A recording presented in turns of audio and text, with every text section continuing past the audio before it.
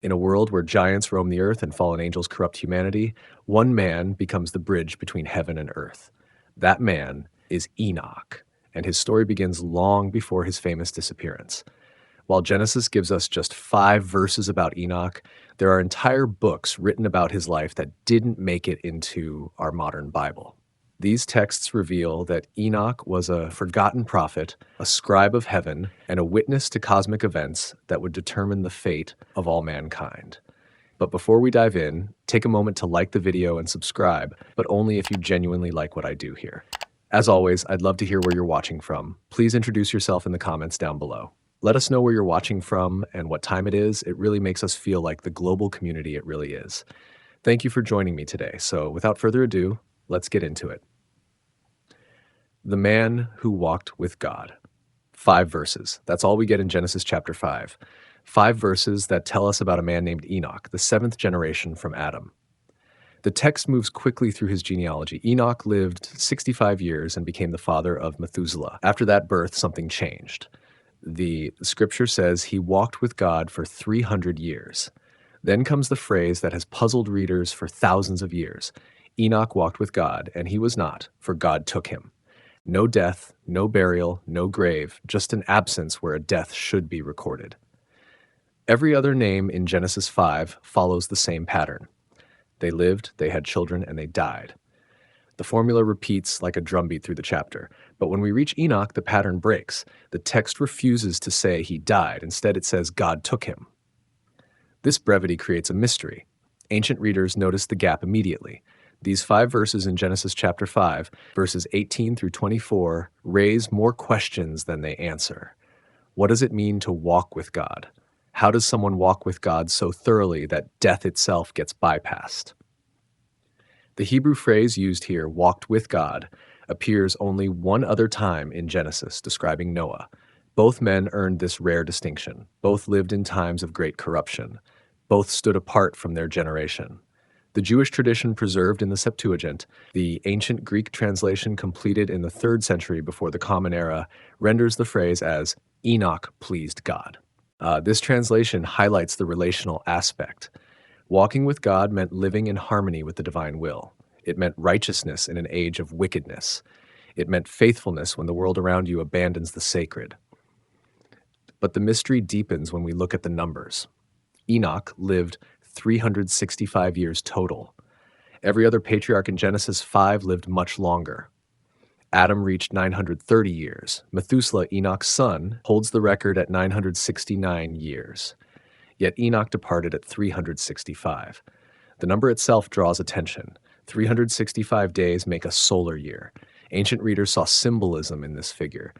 Enoch lived 1 year for each day of the year, as though his entire life represented a complete cosmic cycle. The text gives us one more detail. God took him. The Hebrew verb used here, lakach, means to take, to receive, to fetch. It's the same verb used when Elijah was taken up in the whirlwind centuries later. This wasn't a natural departure. This was divine intervention. This was God reaching down and removing someone from the normal flow of human mortality. Early Jewish interpreters understood that something extraordinary happened to Enoch. The book of Sirach, written around 180 years before the Common Era, mentions Enoch as an example of repentance and a sign to future generations. The letter to the Hebrews in the New Testament, composed in the 1st century of the Common Era, states that by faith Enoch was taken up so he would not see death. The author adds that before his removal, he was attested as having pleased God. These 5 verses became a door. Ancient scribes and prophets walked through that door into vast libraries of vision and revelation. They asked the questions the Genesis text provokes, but doesn't answer. What did Enoch see during those 300 years of walking with God? What knowledge did he gain? What missions did he undertake? Why was he considered worthy of such an unprecedented reward? The Genesis account positions Enoch in a specific historical moment. He lived before the Great Flood. He witnessed the early chapters of human civilization. According to the genealogies, he was born just 654 years after Adam left the garden. He lived during humanity's first age, when people still remembered Eden, when lifespans stretched across centuries, when the boundary between heaven and earth seemed thinner. His son Methuselah's name carries a prophecy. According to ancient interpretation, Methuselah means when he dies, it shall come.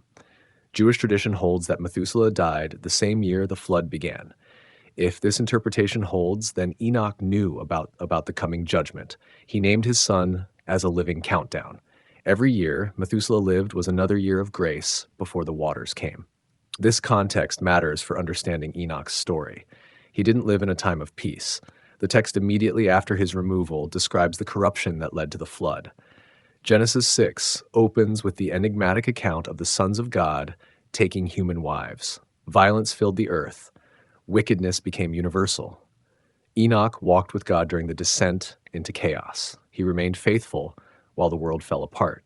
The New Testament authors saw in Enoch a pattern for believers. Jude, writing in the first century, quotes from an ancient text attributed to Enoch, calling him a prophet who spoke about the final judgment.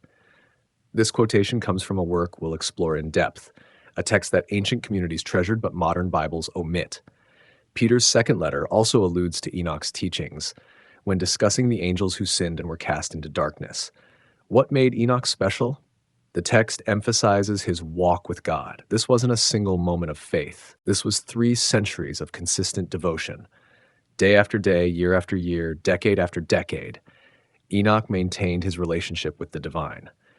In a world sliding toward violence and corruption, he kept walking the sacred path. In an age when humanity forgot its creator, he remembered. When others pursued their own desires, he pursued righteousness. His removal from the earth without experiencing death sets him apart from nearly all of human history. Only Elijah the prophet shares this distinction in the Hebrew Bible. Both men were taken. Both bypassed the grave. Both were considered righteous in wicked times. Both had extraordinary encounters with the divine realm before their departure. The 5 verses create a portrait of exceptional holiness. They describe someone who transcended normal human limits through faithfulness. They point to a destiny beyond death for those who walk closely with God. They hint at knowledge and experience that the brief Genesis account cannot contain. Ancient readers understood that these 5 verses were not the end of Enoch's story. They were the beginning. The Genesis text provided the foundation, the basic facts, the outline.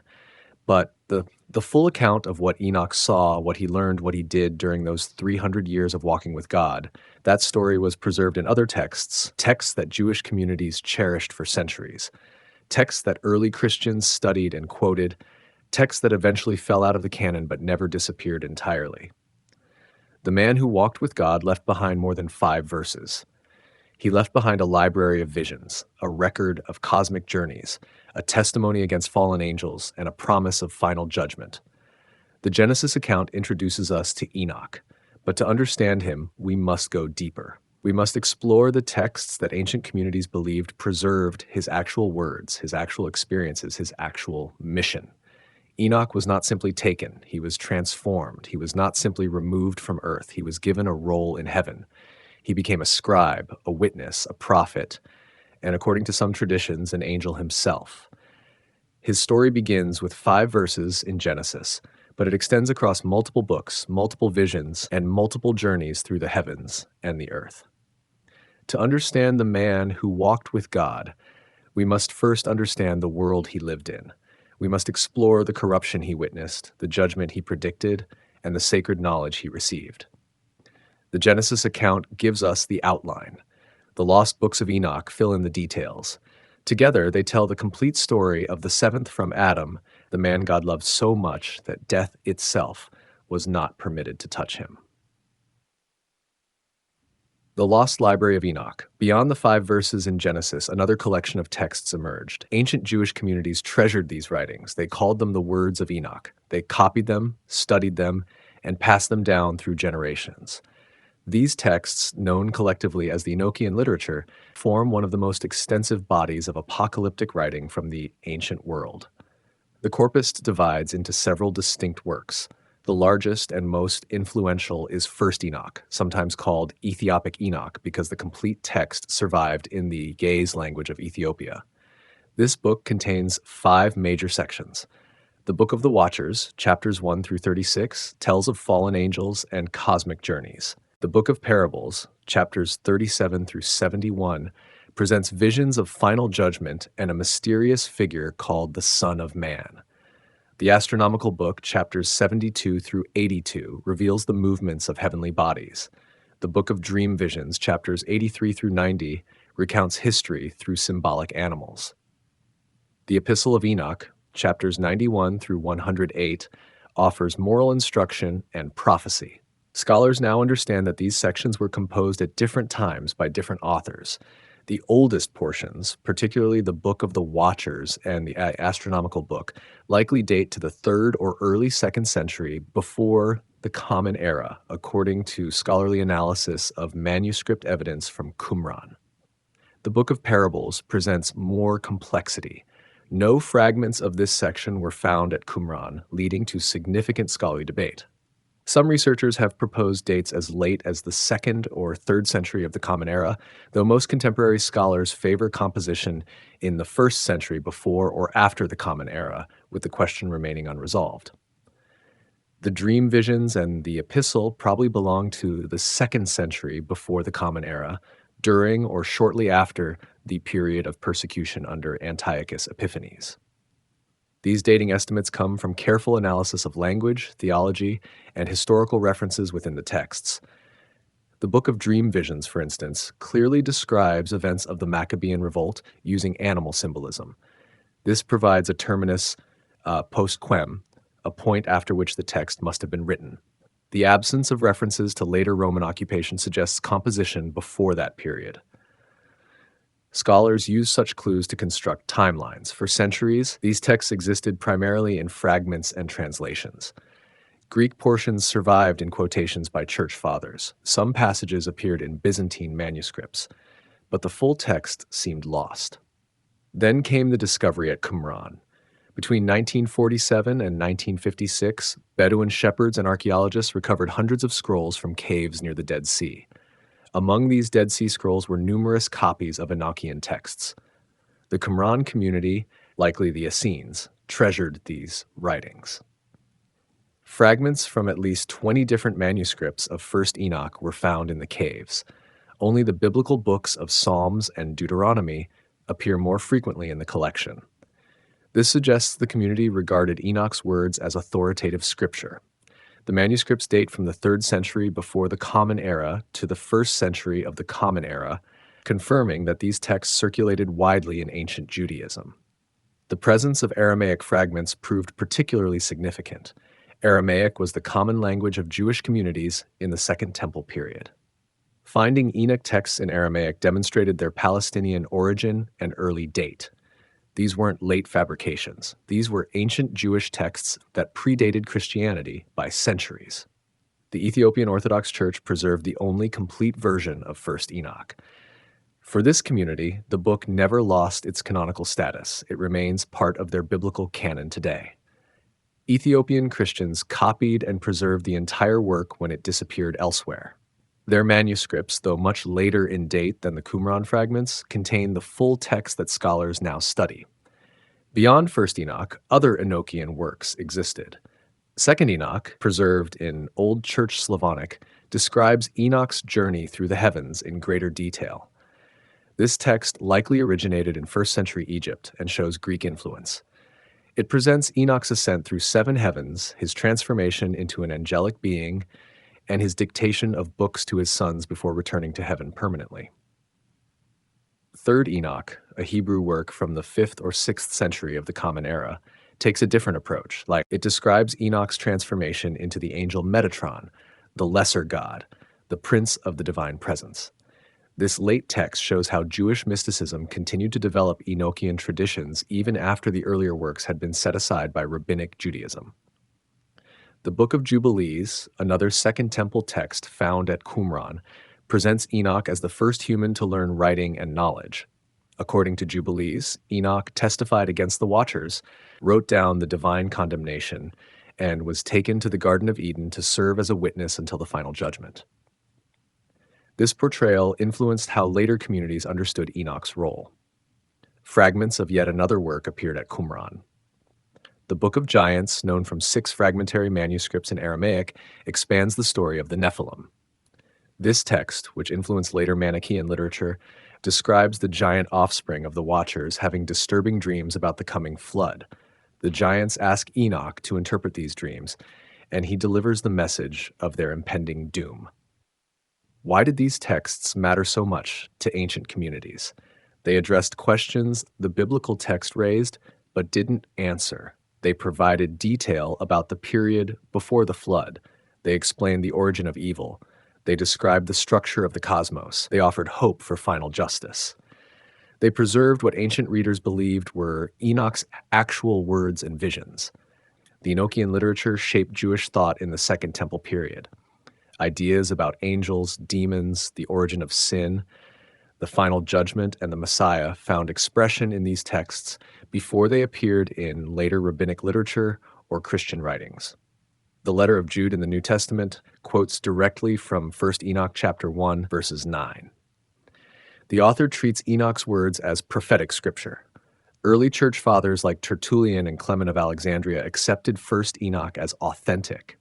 Yet these texts eventually lost their place in most biblical canons. Rabbinic Judaism, developing after the destruction of the Second Temple in 70 of the Common Era, moved away from apocalyptic literature. The rabbis focused on the Torah and developing oral traditions. Texts like Enoch, with their emphasis on angelic rebellion and cosmic secrets, fell out of favor. They were too dualistic, too focused on supernatural evil, too speculative about heavenly matters. Christianity followed a similar path. Early believers valued Enochian texts, but as the church defined its canon in the 4th century, most communities excluded these works. Only Ethiopia retained them. The reasons for exclusion varied. Some church fathers questioned the text's authenticity. Others worried about their teachings on angels and demons. Still others simply followed the emerging census that favored the Hebrew scriptures recognized by Jewish authorities. Yet the influence never truly disappeared. Medieval Jewish mysticism drew on Enochic traditions. Christian apocalypticism returned to Enochian themes. Islamic traditions about the prophet Idris preserved Enochian elements. When scholars rediscovered these texts in the modern era, they found a missing link in understanding Jewish and Christian development. The lost library of Enoch represents more than historical curiosity. These texts preserve ancient Jewish interpretation of the Genesis story. They show us how communities before and during the time of Jesus understood sin, judgment, and redemption. They reveal the cosmic worldview that shaped apocalyptic expectation. They demonstrate that ancient readers saw much more in those 5 Genesis verses than modern readers often notice. According to the texts themselves, Enoch wrote 366 books. The astronomical book claims this number specifically. These books contained all knowledge, all wisdom, all the secrets of heaven and earth. Most of that library is lost. What survives, 1st Enoch, 2nd Enoch, fragments of the Book of Giants, represents only a fraction of what ancient tradition attributed to the 7th from Adam, the rise of the Watchers. The story begins before the flood, in the earliest generations of humanity. Genesis chapter 6 opens with a disturbing account. The sons of God saw that the daughters of humans were beautiful. They took wives from among them, whomever they chose. The text is brief. The implications are vast. Who were these sons of God? What did their actions set in motion? The Book of the Watchers provides answers. According to this ancient text, the sons of God were angels, specifically a class of angels called Watchers. Their name comes from their role. They watched over humanity. They observed the earth from the heavenly realm, but watching was not enough for them. They desired what they saw. 200 angels made a pact. Their leader was Shemihaza, chief among them. Other leaders included Azazel, Armaros, Barachiel, and many more. The text lists their names, 20 in all, each commanding 10 angels beneath them.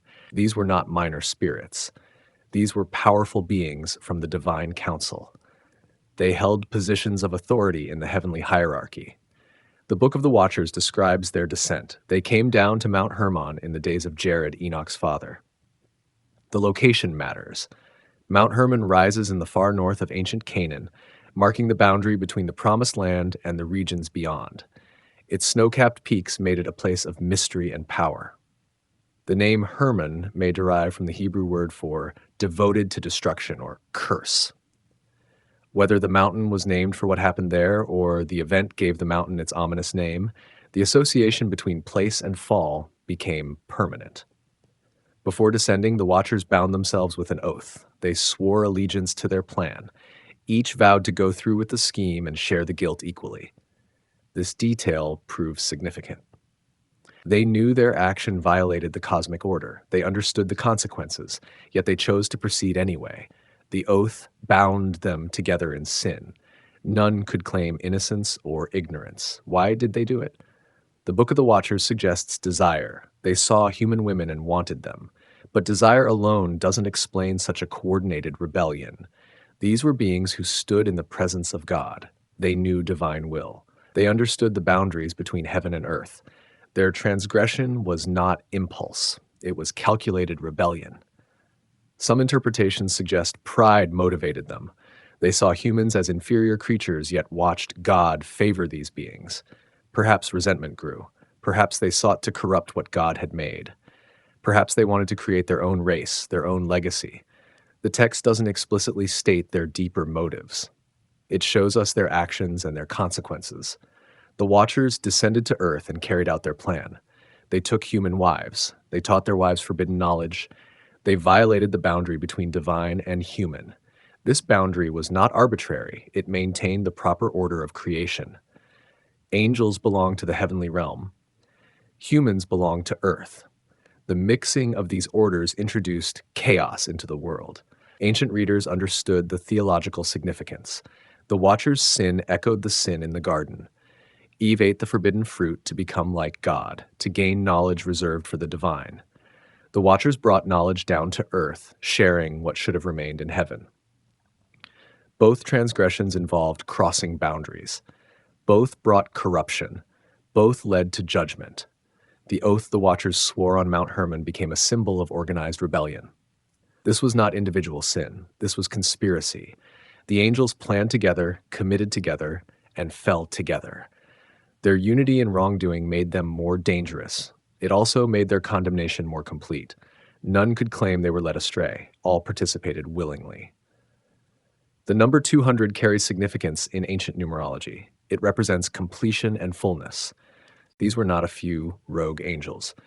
This was a substantial portion of the Watcher class. The rebellion was widespread and organized. The text emphasizes this to show the scope of the cosmic crisis that followed. Shemihaza's leadership role requires attention. His name means "my name is rebellion," or "he saw the name." Later tradition sometimes blames Azazel more than Shemihaza, but the Book of the Watchers clearly identifies Shemihaza as the instigator and chief. He proposed the plan, he organized the oath, he led the descent.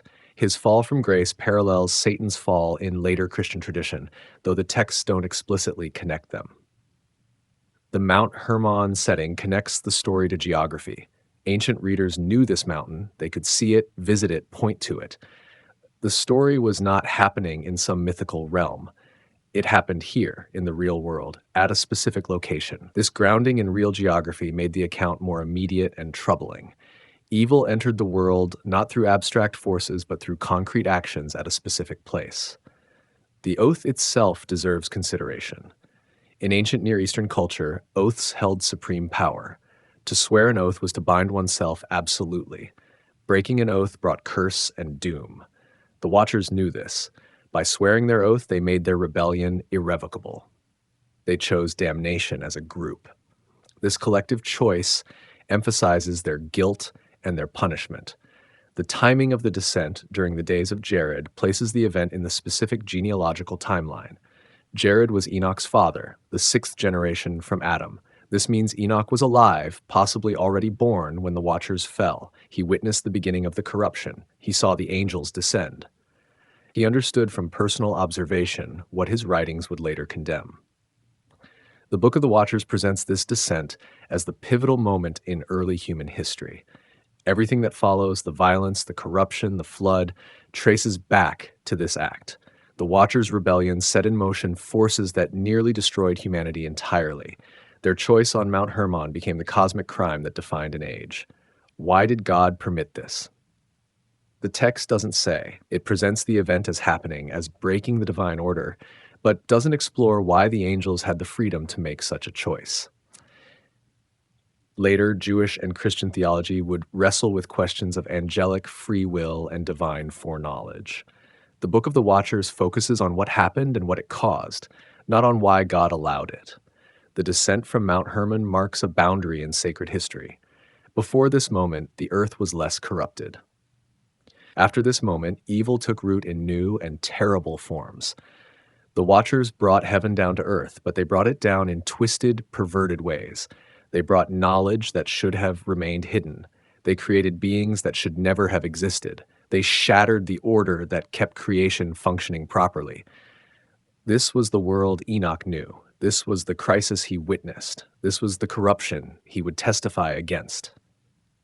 The rise of the Watchers set the stage for everything that followed in his story. Their rebellion created the need for a witness, a scribe, a prophet who could stand between heaven and earth and declare the truth. Enoch became that witness. But first, he had to understand what the Watchers had done and what consequences their actions would bring. The corruption of the earth. The Watchers did not simply take human wives and settle down. Their presence on earth unleashed a cascade of corruption. The Book of the Watchers catalogs their crimes in detail. Each leader among the fallen angels taught specific forbidden knowledge. Each gift poisoned humanity in different ways. Azazel, one of the chief leaders, taught metalworking. He showed humans how to extract ore from the earth and forge it into tools. This might seem beneficial. Metalworking advanced civilization. But Azazel focused on specific applications. He taught the making of swords, knives, shields, and body armor.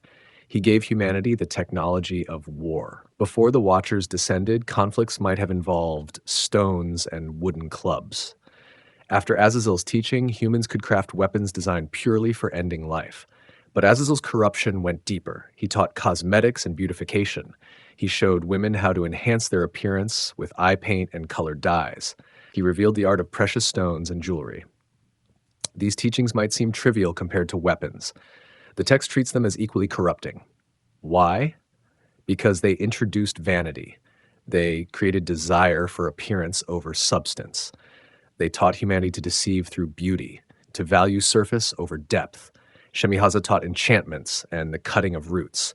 This knowledge dealt with magic and sorcery. He revealed how to manipulate spiritual forces, how to create spells, how to bind and control through supernatural means. This teaching violated the proper relationship between humanity and the spiritual realm. Humans were meant to approach the divine through prayer and righteousness. Shemihaza offered shortcuts, manipulations, ways to compel spiritual forces rather than submit to divine order. Armoros taught the resolving of enchantments, essentially counter magic. Barakiel taught astrology, the reading of omens in the stars. Kokabil taught signs and portents. Ezekiel taught knowledge of the clouds. Urakiel taught the signs of the earth. Shamsiel taught the signs of the sun. Sariel taught the course of the moon. Each angel specialized in a different area of forbidden knowledge.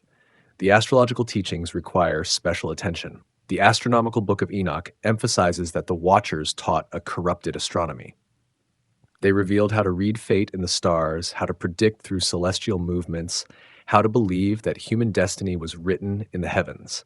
This contradicted divine will. God alone determined human fate. The stars were lights and markers for seasons, nothing more. Teaching humans to worship or trust the stars, to see them as determinative forces, led people away from the true God. Warfare technology, magic, astrology, sorcery, these teachings shared a common thread. They gave humans power that corrupted them. They provided knowledge that led to pride and violence. They revealed secrets that should have remained hidden. The Watchers offered forbidden fruit, and humanity ate eagerly. The consequences manifested quickly. Violence spread across the earth. With better weapons came more deadly conflicts. With magical knowledge came attempts to manipulate and control. With astrology came fatalism and the abandonment of moral responsibility. The teachings of the Watchers poisoned every aspect of human society. But the greatest corruption came from the offspring of the Watchers and human women. The Book of the Watchers calls them Nephilim, though other texts use different names: giants, fallen ones, mighty men. These beings were hybrids, part angel and part human. They possessed the strength of their angelic fathers and the physical form to act in the material world. The Nephilim grew to enormous size. Ancient traditions describe them as towering over normal humans. The Book of Giants, found in fragments at Qumran, provides more detail. The giants Oya and Hahia stood thousands of cubits tall according to some versions. Whether literal or symbolic, the emphasis on size represents their unnatural power and their difference from normal humanity. These giants possessed appetites to match their size. They consumed vast quantities of food. The Book of the Watchers states they devoured the produce of all the people until humans could no longer sustain them. Crops that fed families for months disappeared into the giants' bellies. Livestock vanished. The giants ate everything in sight. When normal food ran out, the giants turned to forbidden sustenance. The text states they began to sin against birds, beasts, reptiles, and fish. They consumed these creatures in ways that violated natural law. Some interpretations suggest they ate them raw and living. Others suggest the giants consumed blood, which violated divine commandment even before the flood. The wickedness escalated further. The giants began to devour one another. Cannibalism spread among them. They fought and destroyed each other even as they oppressed humanity. The violence became universal. The earth filled with blood and wrongdoing. Every inclination of the human heart turned toward evil continually, as Genesis chapter 6 confirms. The Nephilim represent the ultimate violation of creation order. They should not have existed. Their very being testified to the Watcher's crime. Part angel, part human, they belong to neither realm fully. This liminal state made them dangerous and corrupt. They had power beyond humans, but lacked the divine nature to use it righteously. They had physical form, but possessed something of angelic strength. The corruption extended beyond violence. The text emphasizes that humanity learned wickedness from the Watchers and their offspring. People adopted the values and practices of the fallen angels. They pursued power through forbidden means. They sought knowledge that corrupted rather than enlightened. They abandoned righteousness in favor of immediate gratification. The earth itself began to cry out. This detail appears repeatedly in the Book of the Watchers. The ground that absorbed the blood of the innocent, the land that witnessed the violence, the creation that suffered under the giants' footsteps, all of this sent up a cry to heaven. The earth became a witness against the Watchers. Nature itself protested the unnatural beings that desecrated it. Women who bore the Nephilim suffered terribly. The text describes their anguish. They carried children who grew to impossible size. They birthed beings who would terrorize humanity. The Watchers had violated these women, used them for their own desires, and left them to bear the consequences. The women's suffering joined the earth's cry, rising to the gates of heaven. The souls of those destroyed by the Nephilim also cried out. Unlike the righteous dead who rested in peace, those destroyed by violence found no rest. Their spirits called for justice. They demanded that heaven respond to what was happening on earth. The accumulation of innocent blood created a testimony that could not be ignored. This comprehensive corruption fulfilled what the Watchers had initiated. So their descent led to forbidden teaching. Their teaching led to violence and sorcery. Their offspring brought physical destruction. The moral, spiritual, and physical dimensions of creation all suffered contamination. Nothing remained untouched by the Watchers' sin. The Book of the Watchers emphasizes that this corruption threatened to destroy humanity entirely. If left unchecked, the giants would have consumed everything. If allowed to continue, the forbidden knowledge would have led every human astray. If permitted to persist, the violence would have ended all life. The crisis demanded response. The situation required intervention. The corruption of the earth set the stage for judgment, but before judgment could fall, heaven needed a witness, someone who could document what had happened, someone who could testify against the Watchers and their works. The cry of the earth and the call of Enoch. The corruption reached a threshold. The cries ascending to heaven became too numerous to ignore. The earth, soaked in innocent blood, demanded justice. The souls of the destroyed cried out from their resting places. Even the four great archangels heard these cries as they carried out their duties, watching over humanity. Michael, Gabriel, Raphael, and Uriel. These four stood before God's throne as chief ministers of the divine will. Their names reveal their functions. Michael means who is like God and serves as the warrior and protector. Gabriel means God is my strength and serves as the messenger. Raphael means God heals and serves as the healer and guardian. Uriel means God is my light and serves as the illuminator of truth. These four witnessed what transpired on earth. They saw the watchers descending. They watched the forbidden teaching spread. They observed the Nephilim consuming and destroying. They heard the cries rising like smoke from 1,000 fires. According to the Book of the Watchers, they brought the case before the throne of the Most High. Their report detailed the crimes. Azazel had taught metalworking and warfare. The earth drowned in violence because of weapons he revealed. Shemihaza had led the descent and taught sorcery. The Watchers had violated human women and produced offspring that should never have existed. The Nephilim destroyed the earth's resources and terrorized humanity. Forbidden knowledge had spread like poison through every nation. The archangels presented more than facts. They presented the cries. The text describes them saying, "You see what Azazel has done, how he has taught all unrighteousness on earth and revealed the eternal secrets which were preserved in heaven." They reported that Shemihaza had taught enchantments. They explained how the Watchers' actions had led to universal corruption. They brought heaven's attention to earth's crisis. God's response came immediately. The Most High dispatched each of the four archangels with specific missions. Uriel received orders to warn Noah about the coming flood. Raphael received orders to bind Azazel hand and foot and cast him into darkness. Michael received orders to bind Shemihaza and the other Watchers. Gabriel received orders to destroy the Nephilim by turning them against each other. But before these judgments could be executed, heaven required something else: a witness, a scribe, someone who could document the crimes and deliver the verdict. The divine court needed a human voice to testify against the Watchers. Angels could execute judgment, but a human should declare it. The Watchers had sinned against humanity. A human should confront them with their doom. Enoch received this calling. The text does not explain in detail why he was chosen. His righteousness provides part of the answer. Genesis says he walked with God. The Book of the Watchers builds on this foundation. Enoch stood apart from the corruption around him. He had not learned the forbidden teachings. He had not participated in the violence. He had maintained his integrity while the world collapsed into wickedness. His role as the seventh from Adam may have held significance. 7 represents completion and perfection in biblical numerology. As the 7th generation, Enoch embodied a complete cycle. He stood at a point where one era ended and another began.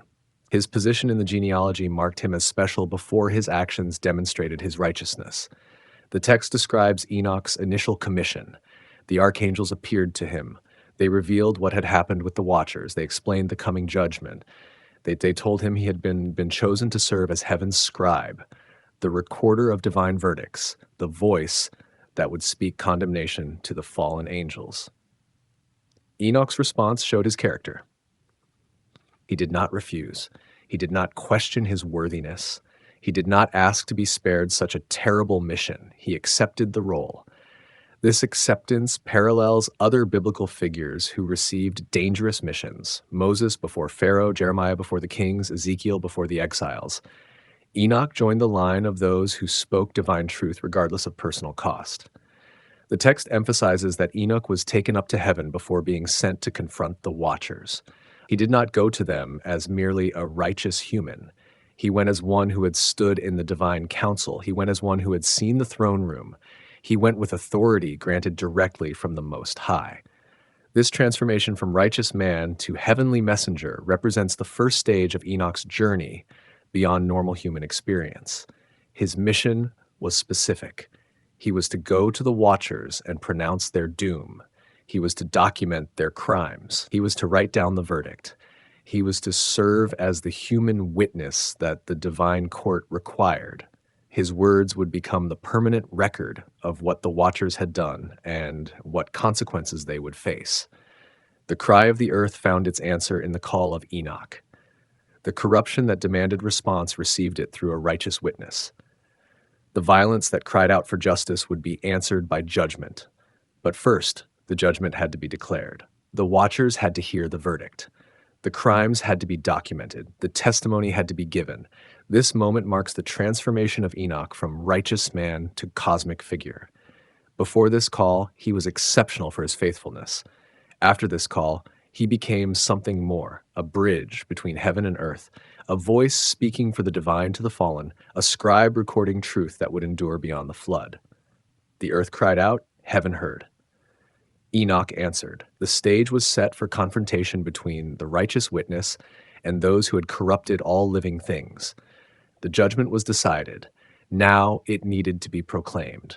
The fallen angels who had descended from Mount Hermon would learn their fate from the mouth of a man who walked with God. The first journey, confronting the Watchers. Enoch traveled to the place where the Watchers dwelt. The text describes them gathered together, mourning and afraid. These beings who had descended with such confidence, who had sworn their oath with such determination, now trembled. They sensed the shift in the cosmic order. They felt the weight of divine attention turning toward them. They knew judgment approached. When Enoch arrived, the Watchers recognized him immediately. They knew his reputation. They understood he walked with God in ways they had abandoned. They saw in him what they had lost: connection to the divine, righteousness, favor with the Most High. His presence among them testified to their fall more powerfully than any words could. The Book of the Watchers records the scene carefully. The fallen angels sat together in Ubel-Zael, a location whose name means God has rejected. The geography reinforces the theology. They inhabited a place whose very name proclaimed their status. They dwelt in rejection, far from the heavenly courts they once frequented. Enoch stood before them and began to speak. He did not speak his own words. He spoke as heaven's messenger. The text emphasizes this repeatedly. These were not Enoch's judgments or Enoch's opinions. These were divine verdicts delivered through a human voice. Enoch served as the channel through which heaven's decision reached the fallen. His message contained no ambiguity. The Watchers would be bound. They would be cast into darkness. They would remain imprisoned until the day of final judgment. Their offspring, the Nephilim, would be destroyed. They would watch their children turn against each other and perish. The forbidden knowledge they taught would be purged from the earth. Everything they built would be torn down.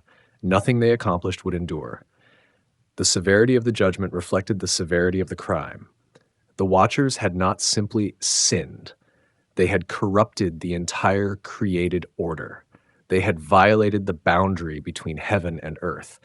They had produced beings that threatened to destroy humanity entirely.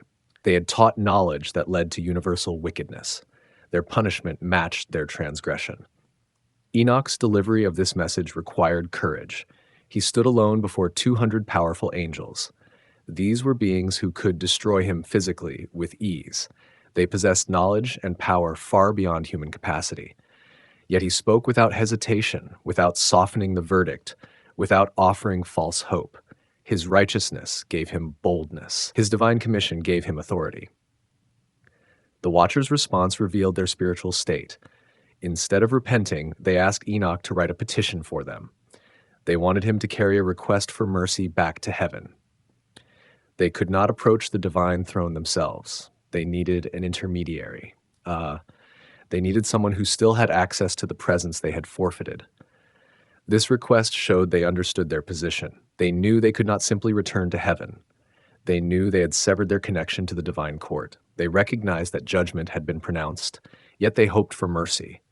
They wanted Enoch to argue their case, to present their repentance, to ask for forgiveness. Enoch agreed to write the petition. This detail matters. He did not refuse them, even though he knew the answer.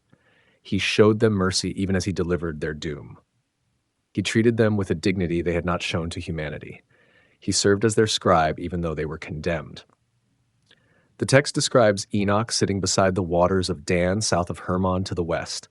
He wrote out the petition. He recorded their plea for mercy. He documented their request for forgiveness. Then he read the petition aloud until he fell asleep. The specific mention of his falling asleep introduces what follows, a vision that would answer the petition definitively. In the vision, clouds and mist surrounded Enoch. He moved through them, propelled by winds and stars. He traveled rapidly through the air, approaching the heavenly palace. The architecture of heaven unfolded before him. Walls of crystal, floors of snow and ice, tongues of fire between the stones, a house greater than any earthly structure, with ceilings like the path of stars and lightning. Inside the greater house stood another house, more glorious still. Its floor was fire, its foundation was fire, its upper portion was lightning and the path of stars, its roof blazed with flame, cherubim surrounded it. The glory emanated such heat that Enoch could not look directly at it. A great throne sat within, its appearance like crystal, its wheels like the shining sun. From beneath the throne flowed streams of blazing fire. Enoch could not look at it directly. The great glory sat upon the throne. Even divine beings could not look upon this presence. No angel could enter. No created being could approach. A circle of fire surrounded the throne, preventing access. 10,000 times 10,000 stood before it, yet none approached closely. The voice from the throne spoke to Enoch. It addressed him directly, calling him forward. Though angels could not approach, Enoch was summoned. Though fire surrounded the throne, Enoch was called through it. The vision demonstrated his unique role. He had access that even unfallen angels lacked. His righteousness gave him permission to stand in the very presence of the Most High. The divine voice addressed the petition Enoch had written. The answer came without hesitation and without mercy for the watchers. They would not be forgiven. They had known better. They had understood the cosmic order. They had violated it willingly. They had sworn an oath to commit their crime. They would face the consequences they had chosen. The text records the specific condemnation.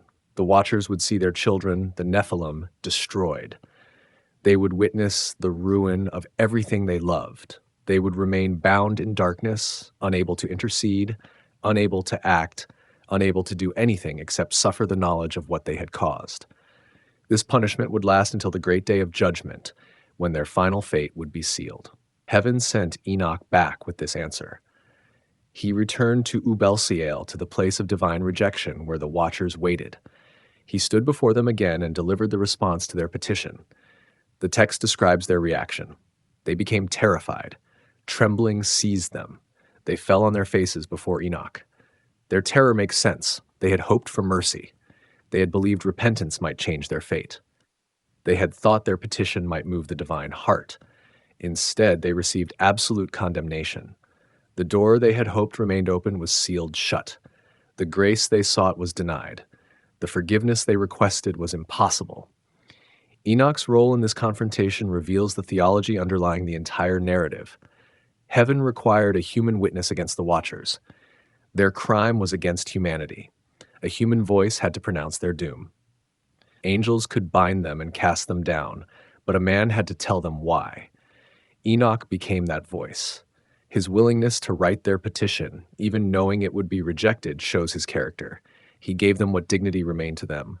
He treated them as beings worthy of a hearing, even though their judgment was sealed. He demonstrated the righteousness that had earned him his commission. The confrontation at Ubel-Seel marks a turning point. The watchers had fallen. Judgment had been pronounced. The witness had testified. Now the sentence would be executed. Raphael would bind Azazel. Michael would chain Shemi-Haza and his companions. Gabriel would turn the Nephilim against each other. The corruption would be cleansed. But before the judgment fell completely, Enoch would be shown more. His journey had only begun. The confrontation with the watchers was his first mission. Heaven had more to reveal. The cosmos held secrets that needed recording. Enoch the witness would become Enoch the explorer, Enoch the student of divine mysteries, Enoch the keeper of heavenly knowledge. The watchers remained in their place of rejection, awaiting their binding. Enoch departed, having fulfilled his first commission. He had stood before the fallen. He had delivered their doom. He had demonstrated that righteousness gave a human authority even over angels who had rebelled. His first journey established his role. His subsequent journeys would expand his knowledge until he became the master of all mysteries between heaven and earth. The Cosmic Tour, Secrets of the Universe. After confronting the Watchers, Enoch's education deepened. The archangels became his guides through creation. They showed him the hidden architecture of reality. They revealed the storehouses where natural forces dwelt. They explained the structure that held the universe together. What began as a mission to condemn the fallen expanded into a comprehensive tour of everything that exists. Uriel led Enoch first to the western regions. There he saw the great river that flowed beyond the inhabited world. Mountains rose in that direction, covered with precious stones. Pearls, antimony, and jacinth dotted the peaks. The stones glowed with inner light. These were not mere minerals. They possessed qualities that earthly gems could only dimly reflect. The angel explained each mountain's significance. One peak held the throne of God when the Lord descended to visit earth with blessing. Another would serve as the site of judgment. A third contained the tree whose fruit would feed the righteous after the final restoration. Every feature of the landscape carried theological meaning. Geography and cosmology merged into a unified vision of divine purpose. Enoch traveled next to the center of the earth. There he witnessed the blessed tree, the tree that would not be touched until the great judgment. Its fragrance exceeded all spices. Its leaves and blossoms never withered. Its fruit would heal and give life. This tree, shown to Enoch in vision, represented the restoration that would follow judgment. Where the watchers brought corruption, God would bring renewal. The tour proceeded to the ends of the earth. Enoch saw where heaven and earth met. Huge gates stood there, one for each wind. Through these gates, winds emerged to blow across the world. 12 openings faced different directions. Some brought blessing, others brought destruction. The winds obeyed precise orders. They emerged according to divine command and returned when their work finished. Beyond the gates of the winds, Enoch observed the storehouses of other natural forces. Lightning dwelt in one chamber, thunder in another. Hail waited in its appointed place. Snow rested in frozen storehouses. Frost gathered in crystalline chambers. Rain accumulated behind sealed doors. Every weather phenomenon, every natural force that touched the earth resided in its own dwelling place until summoned. The organization revealed divine order. Nothing happened by chaos or chance. The universe operated according to precise laws and structures. What humans experienced as random weather resulted from angels opening and closing specific storehouses. What seemed like natural processes actually involved conscious decisions by spiritual beings following divine instructions. Uriel led Enoch to the prison of the stars. Certain stars had transgressed the commands given to them. They had emerged from their gates at the wrong times or traveled incorrect paths. For this disobedience, they were bound in a place of punishment. They would remain there for 10,000 ages, suffering for their failure to follow the courses appointed to them. This imprisonment of rebellious stars paralleled the imprisonment of the Watchers. Just as angels could rebel, so could celestial bodies. The cosmos operated under law. Everything from the highest angel to the smallest star owed obedience to the Creator. Transgression at any level brought judgment. Order was universal. Rebellion was punished wherever it occurred. The tour continued to the place of luminaries. Enoch saw how the sun and moon traveled. He observed their gates, their paths, their precise movements. The Astronomical Book of Enoch, chapters 72 through 82, records these observations in technical detail. The text describes a solar calendar of 364 days divided into 4 seasons of 13 weeks each. This calendar contradicted the lunar calendar that some communities used. The importance of this astronomical knowledge becomes clear in context. The Watchers had taught corrupted astronomy. They had revealed how to read fate in the stars, how to practice astrology, how to believe the heavenly bodies controlled human destiny. Enoch received the true astronomy. The stars moved according to fixed laws. They marked times and seasons. They provided light. They did not determine fate. They did not control human choices. They were servants of the Creator, not gods to be worshipped or forces to be feared. Enoch witnessed the portals through which the sun emerged. 12 gates existed, 6 in the east and 6 in the west.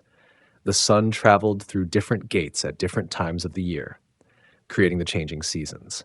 The text provides exact measurements. This gate produces this amount of daylight. That gate creates this length of night. Everything operated with mathematical precision.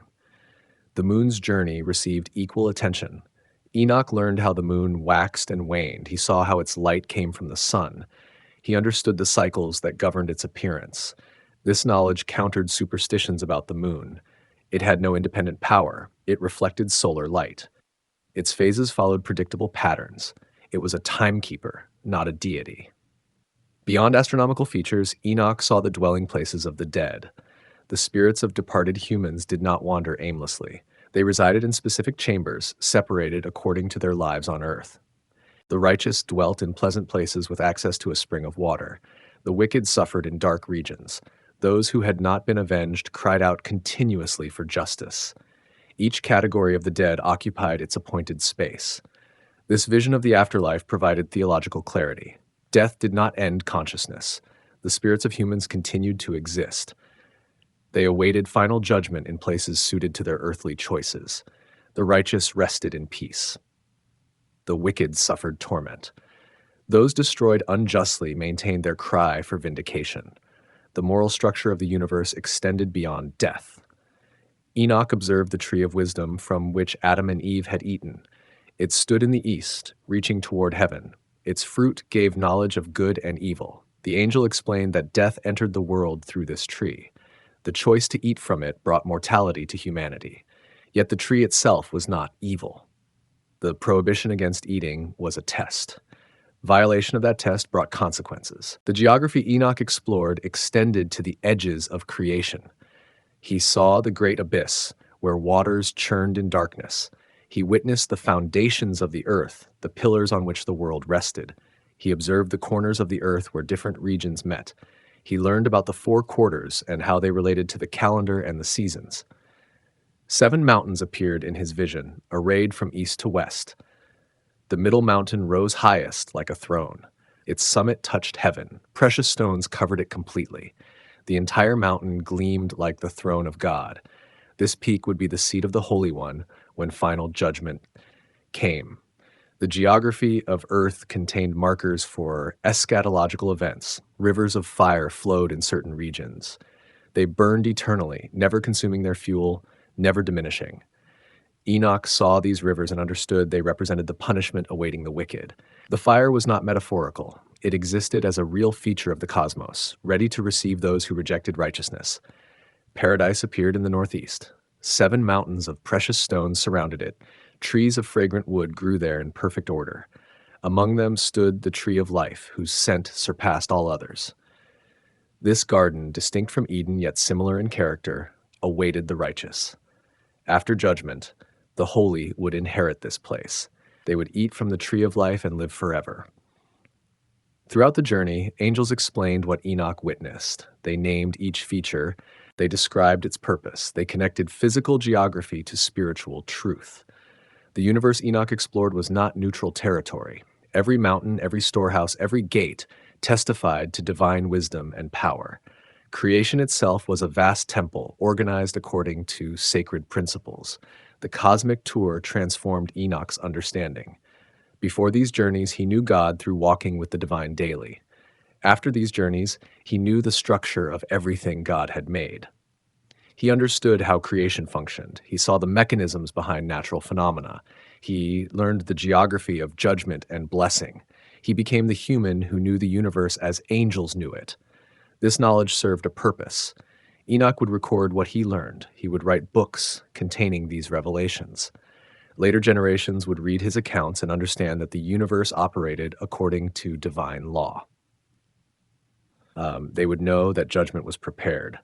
They would recognize that righteousness led to rest in pleasant places, while wickedness led to torment. They would learn the true astronomy that countered the corrupted teachings of the Watchers. The tour concluded with Enoch returning from his journeys with complete knowledge of creation's secrets. He had seen what lay beyond human sight. He had traveled where humans could not go. He had learned what angels knew. This wisdom made him more than a prophet.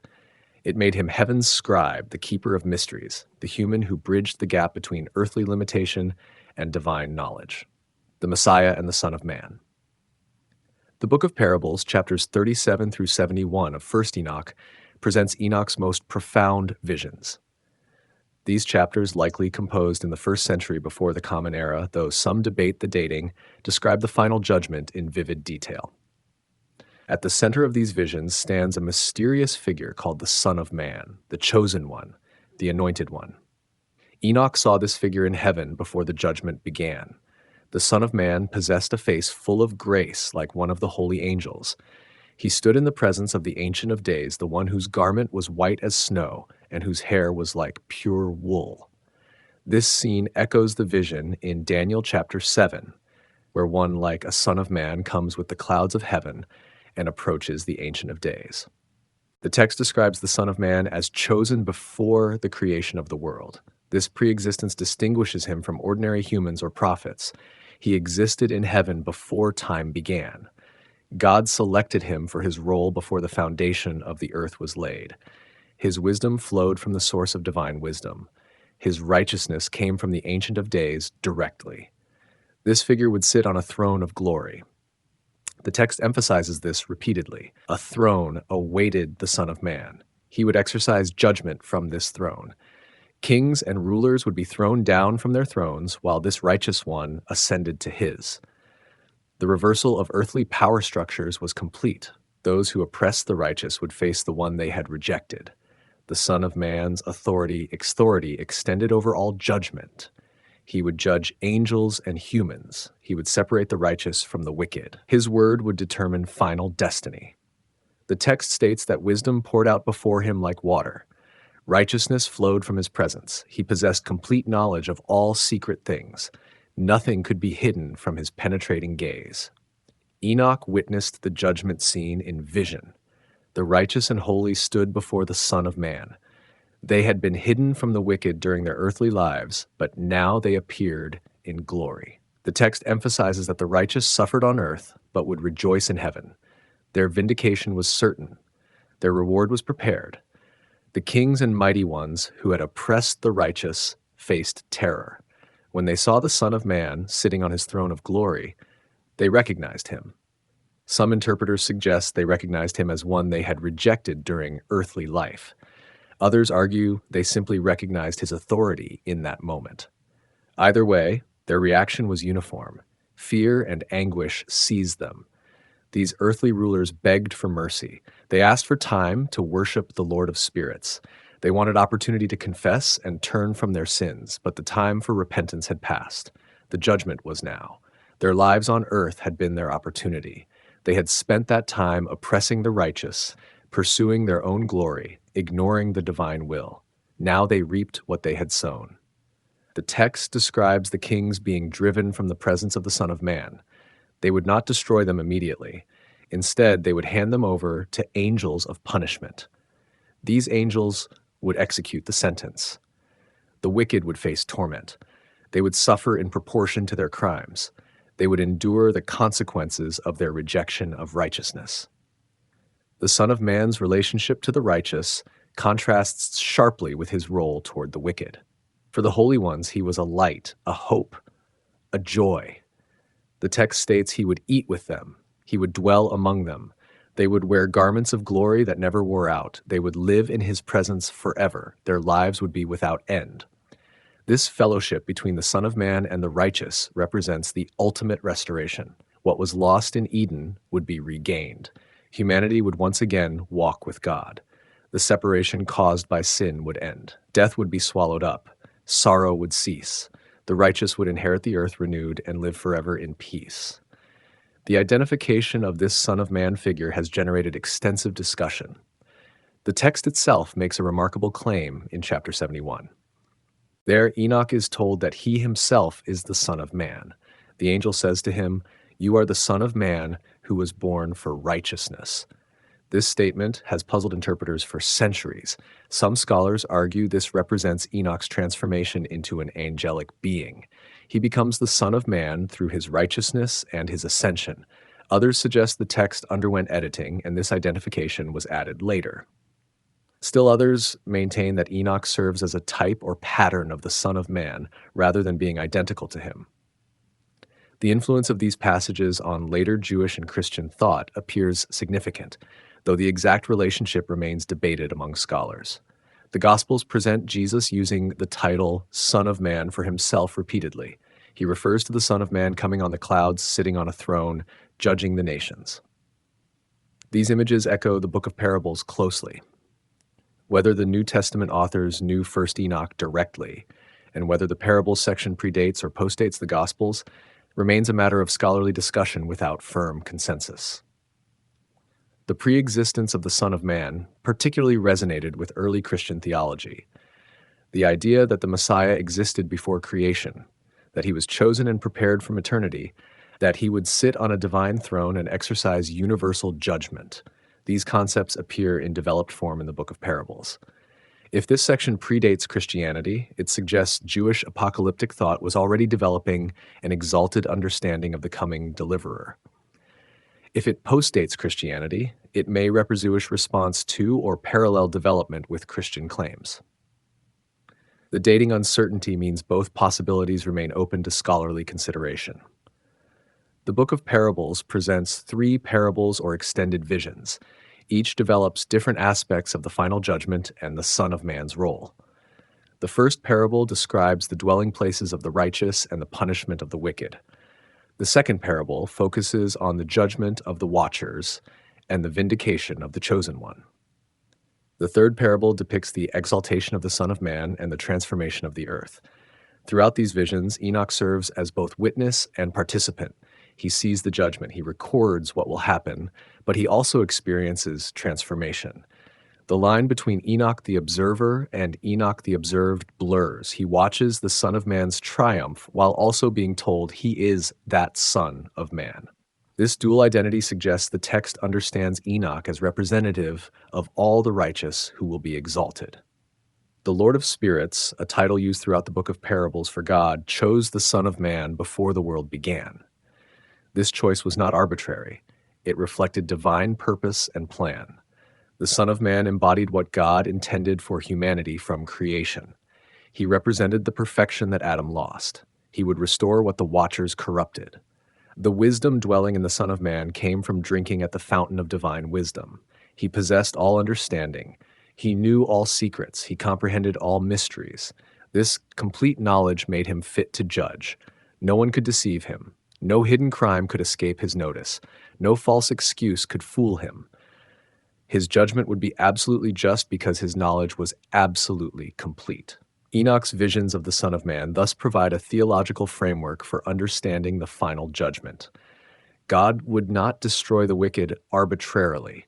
The Son of Man would execute perfect justice. The righteous would receive vindication. The oppressors would face the one they oppressed. The cosmic order violated by the watchers would be restored.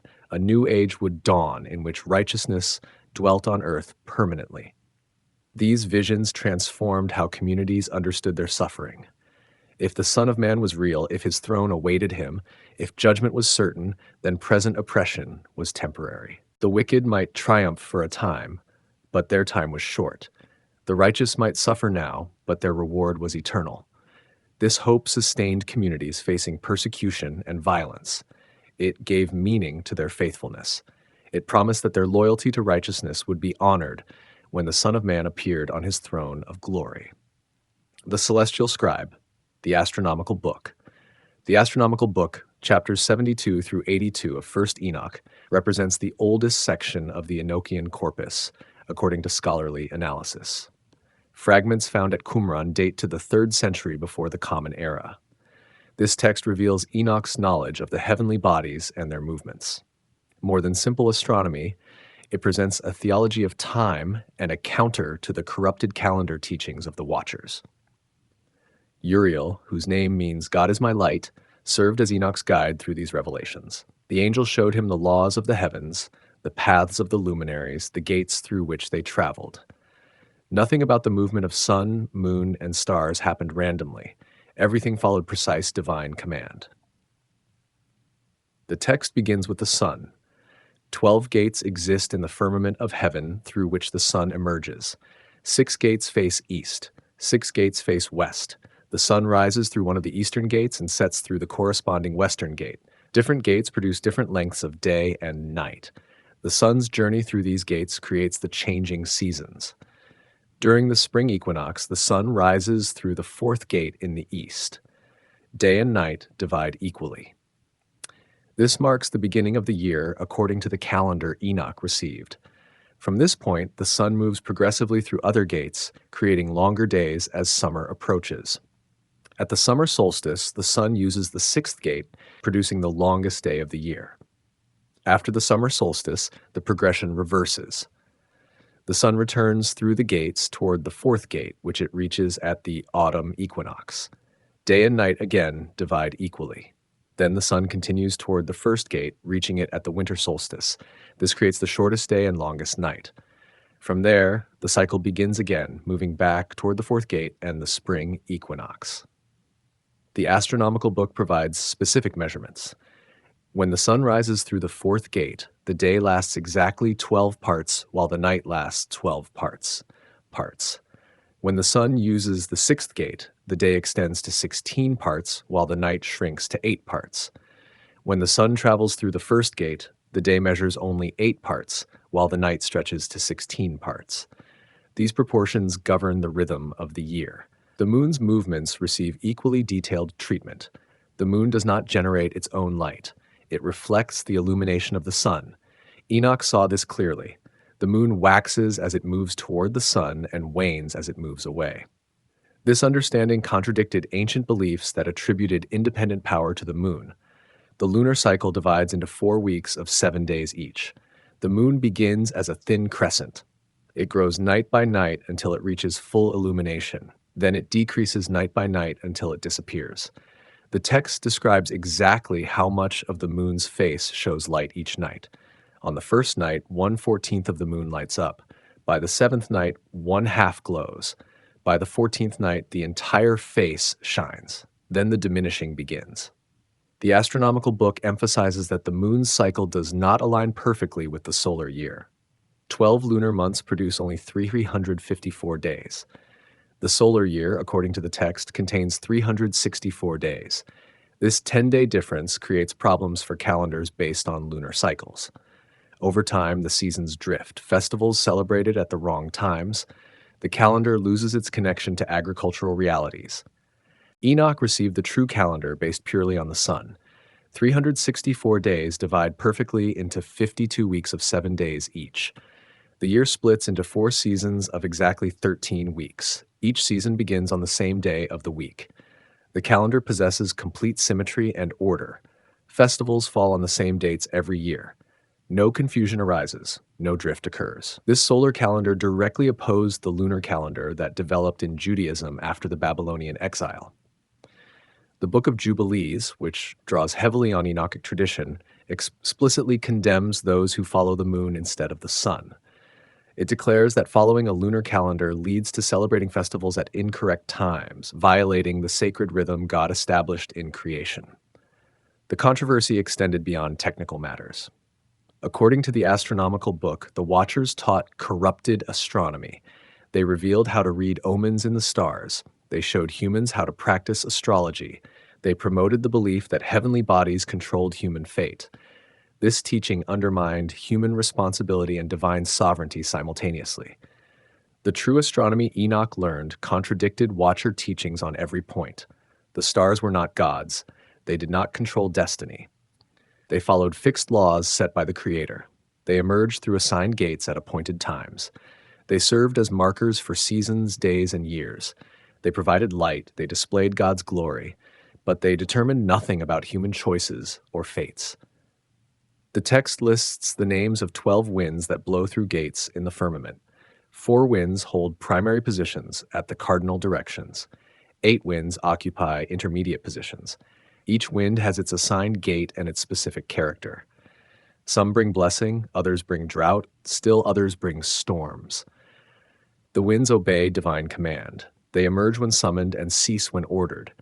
Even the stars that illuminate the night sky follow precise regulations. The text names the leaders of the stars, the heads of thousands who govern the others. 4 leaders stand at the head of stellar orders. These keep the divisions and seasons according to divine command. They ensure all stars fulfill their appointed functions.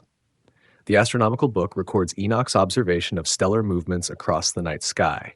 He noted which constellations rose at which times. He observed how stars moved in groups. He learned the names of the major stars and their positions relative to each other. This knowledge allowed proper timekeeping even at night. The emphasis throughout remains theological. These are not merely scientific observations. They testify to divine order. They demonstrate that creation operates according to law. They prove that the Creator established everything with wisdom and precision. The complexity of celestial mechanics points to the intelligence behind it. The text returns repeatedly to the calendar question. The year contains 364 days. This number divides evenly by 7, by 4, by 13. It produces a perfectly symmetrical structure. Any deviation from this system violates the order God established. Following the moon leads to chaos and error. Following the sun maintains alignment with divine will.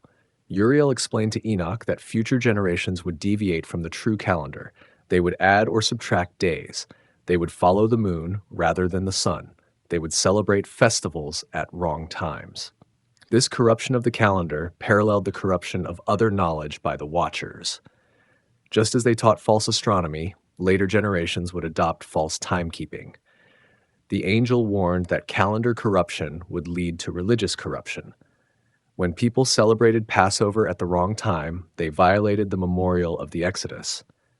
When they observed Day of Atonement incorrectly, their worship missed its appointed moment. The calendar was not a minor technical issue. It determined when the community met God in sacred time. Enoch received this astronomical knowledge to preserve it. He wrote it down in his books. He passed it to his children, particularly to Methuselah.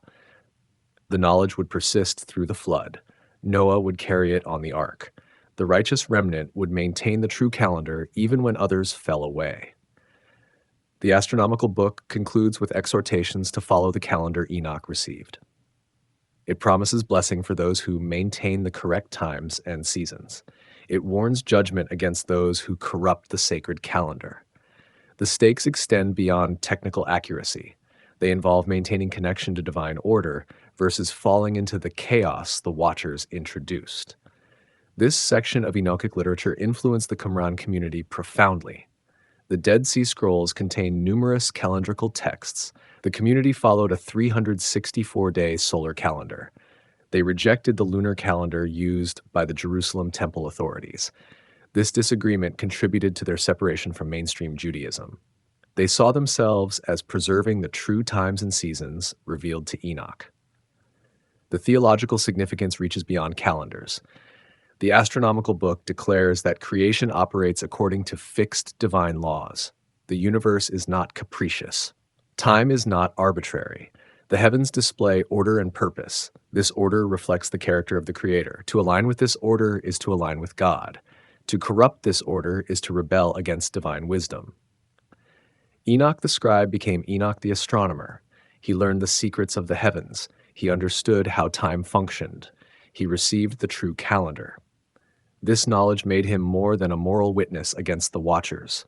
It made him the keeper of cosmic wisdom, the human who understood how creation worked, the prophet who could guide communities in maintaining alignment with divine time. The dream visions, from Eden to Apocalypse.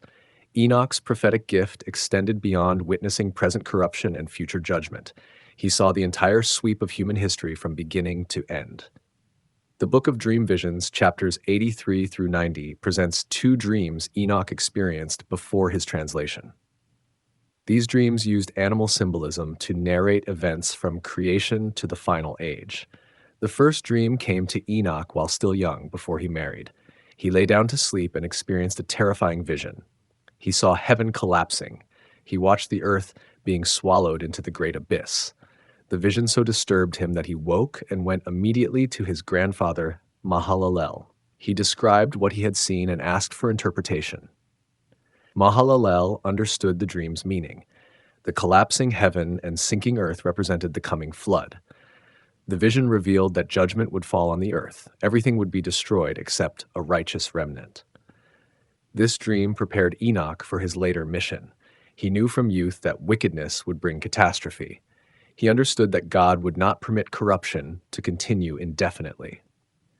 The second dream provides much more detail. Enoch saw the entire course of history unfold in symbolic form. Humans appeared as animals. Different types of animals represented different groups and nations. Bulls symbolized the patriarchs. Sheep represented the righteous. Wild animals stood for Gentile nations. The dream moved chronologically from creation through history to the final judgment. The vision began with creation. A white bull appeared representing Adam. From him came a heifer representing Eve. Then a black calf appeared, Cain, the first murderer. A red calf followed Abel, the innocent victim. The colors signified character. White represented righteousness, black indicated wickedness, red symbolized innocent bloodshed. The narrative moved quickly through early genealogies. Bulls multiplied. Some remained white, maintaining righteousness. Others turned black, falling into sin. The symbolic language allowed Enoch to cover long periods briefly, while emphasizing key moral distinctions. The watchers appeared as stars falling from heaven. They descended and mingled with cows, representing their union with human women. From these unions came elephants, camels, and donkeys, the Nephilim. These hybrid creatures terrorized the bulls and cows. They devoured them. They caused violence to spread across the earth. The animal symbolism captured the unnatural character of the Watcher's offspring. Noah appeared as a white bull born in the midst of corruption. The dream showed him constructing a vessel while water began to rise. The flood came, drowning all the elephants, camels, and donkeys. It destroyed most of the bulls and cows as well. Only Noah and his family survived in the vessel. This preserved the white bulls through the judgment. After the flood, the dream showed new black cows and bulls appearing. Corruption returned even after the cleansing waters receded. Human nature had not fundamentally changed. The capacity for wickedness remained. This explained why evil persisted even after God destroyed the wicked generation. The narrative then focused on Abraham, Isaac, and Jacob, all represented as white bulls. From Jacob came 12 bulls, representing the 12 tribes. These bulls multiplied into sheep. The shift from bulls to sheep marked a transition. The patriarchs stood alone. Their descendants formed a community, a flock needing shepherding. The Egyptian bondage appeared as the sheep falling under the power of wild beasts, wolves representing the Egyptians. The sheep suffered and cried out. God heard their cry and sent a sheep to deliver them. Moses, though the dream does not name him explicitly. This sheep led the flock out of bondage through water that drowned the pursuing wolves.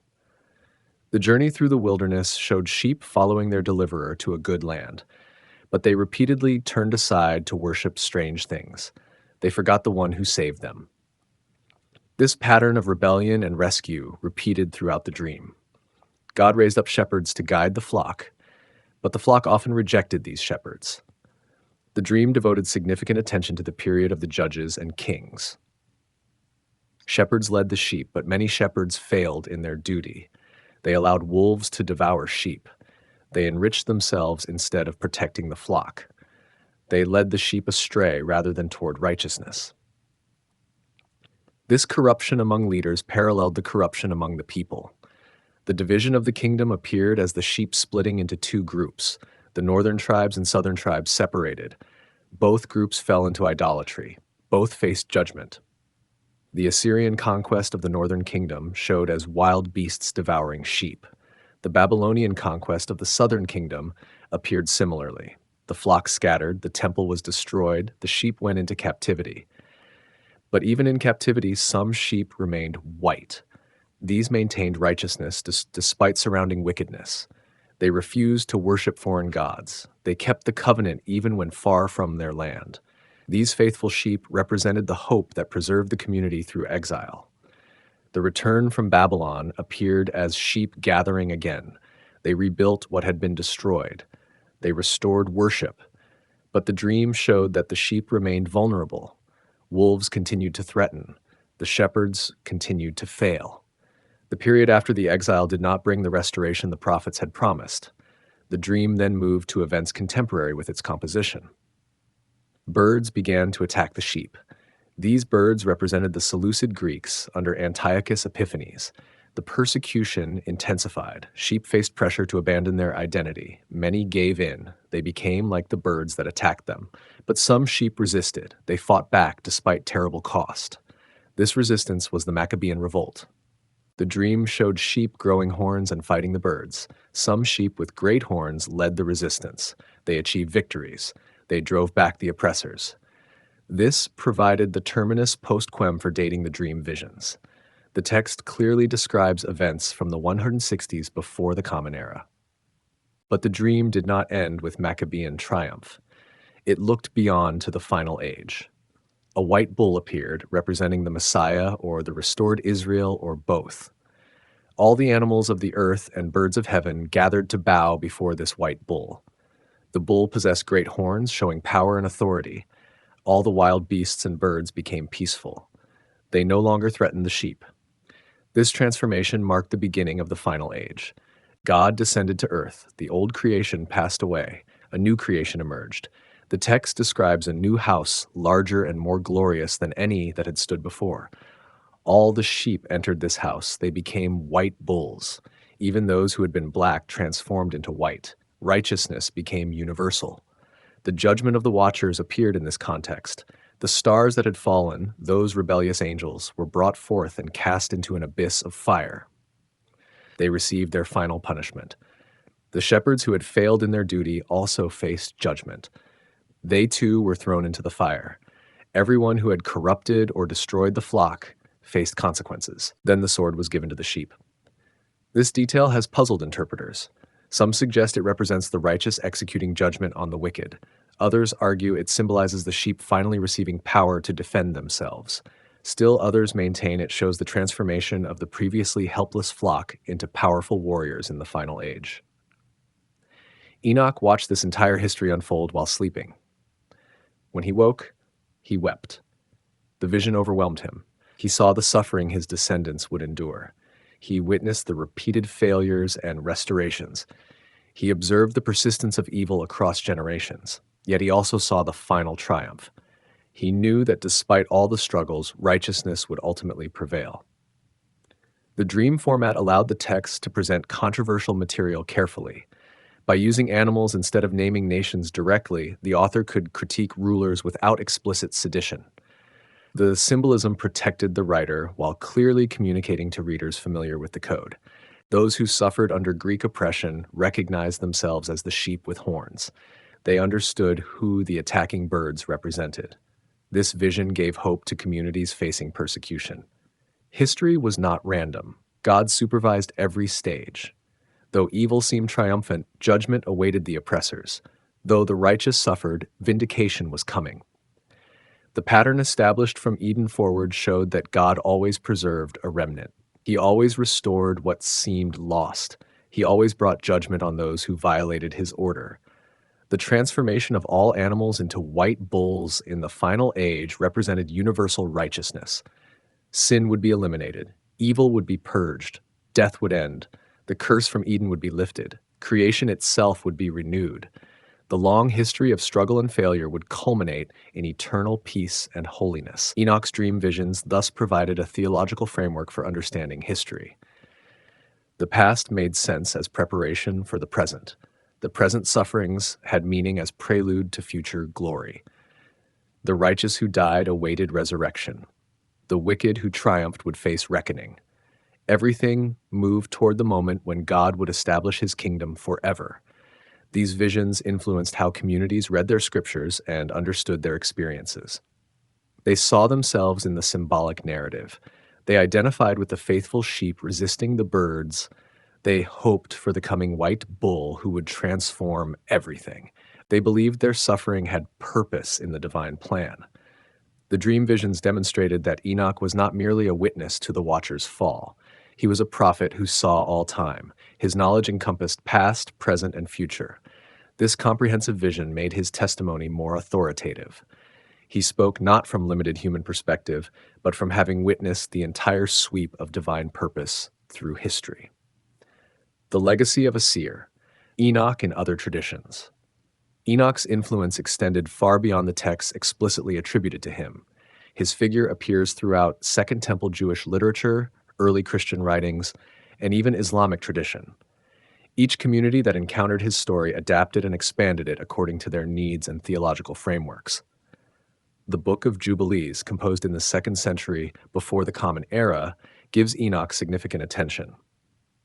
This text retells Genesis and Exodus while adding extensive interpretive material. According to Jubilees, Enoch was the first human to learn writing. He recorded all knowledge, all wisdom, all signs of heaven and earth. He wrote the laws of the seasons and the divisions of years. Jubilees describes Enoch dwelling in the Garden of Eden after his translation. He did not go to heaven permanently at first. Instead, God placed him in the garden to serve as a witness. He would remain there until the day of judgment, when he would testify against those who corrupted themselves. This portrayal emphasizes Enoch's role as witness and scribe rather than merely rewarded saint. The book states that Enoch burned incense acceptable to God on Mount Khader.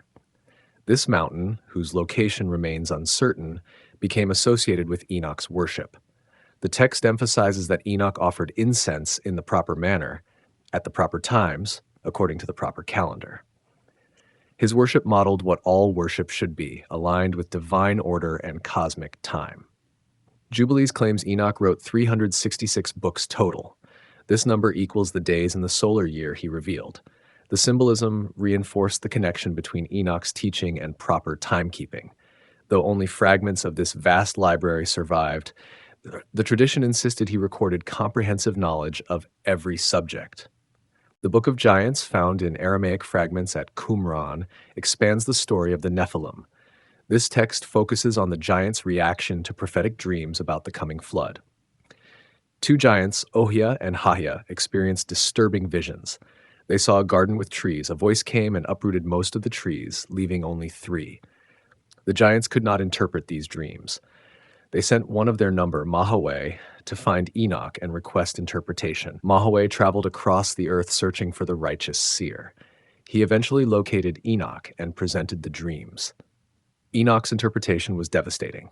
The garden represented the earth. The trees represented the giants and their fathers, the Watchers. The uprooting symbolized their coming destruction in the flood. Only 3 would survive, Noah and his sons. This narrative shows Enoch functioning as a prophetic interpreter even for the offspring of the fallen angels. His wisdom exceeded all others. Even those doomed to destruction recognized his authority and sought his knowledge. The story emphasizes that judgment was not arbitrary. The condemned received warning. They knew their fate before it fell. The Book of Giants influenced later Manichaean literature significantly. The Manichaeans, a religious movement founded in the 3rd century of the Common Era, incorporated Enochic materials into their cosmology. They adapted the story of the Watchers and giants to fit their dualistic theology. Fragments of their Book of Giants, written in various languages, show clear dependence on earlier Jewish traditions about Enoch. Second Enoch, preserved in Old Church Slavonic, describes Enoch's heavenly journey in much greater detail than First Enoch provides. This text, likely composed in 1st century Egypt, shows Greek philosophical influence. It describes Enoch ascending through 7 heavens, meeting angels in each level, and finally standing before God's throne. In 2nd Enoch's account, Enoch receives extensive teaching during his 30 days in heaven. Angels show him the secrets of creation, the workings of natural phenomena, the structure of the cosmos.